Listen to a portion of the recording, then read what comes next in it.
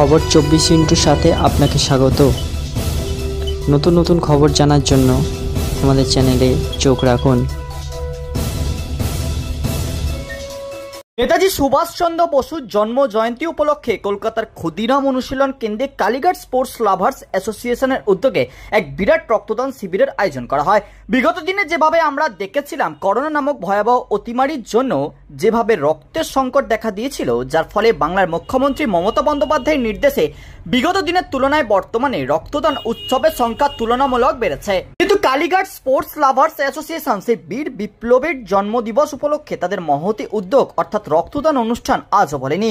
নেতাজি সুভাষ বলেছিলেন, তোমরা আমাকে রক্ত দাও, আমি তোমাদের স্বাধীনতা দেব। আর সেই বাণীটিকে পাথেয় করে তারা তাদের সেই অনুষ্ঠান আজও চালিয়ে যাচ্ছেন।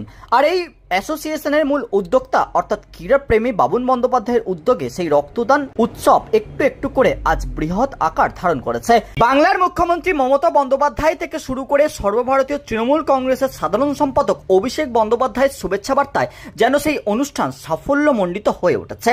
এই অনুষ্ঠানের মধ্য দিয়ে প্রায় 2000-এরও বেশি মানুষ রক্তদান করেছেন। অনুষ্ঠানের বিশিষ্ট অতিথিবর্গ থেকে শুরু করে বহু রাজনৈতিক নেতৃবৃন্দ উপস্থিত ছিলেন। আমরা আশা রাখতে পারি কালীঘাট স্পোর্টস লাভার্স অ্যাসোসিয়েশন বাবুন বন্দ্যোপাধ্যায়ের হাত ধরে আরও সুন্দর সুন্দর সামাজিক উদ্যোগকে বাস্তবায়িত করতে পারবে। ব্যুরো রিপোর্ট, খবর 24/7।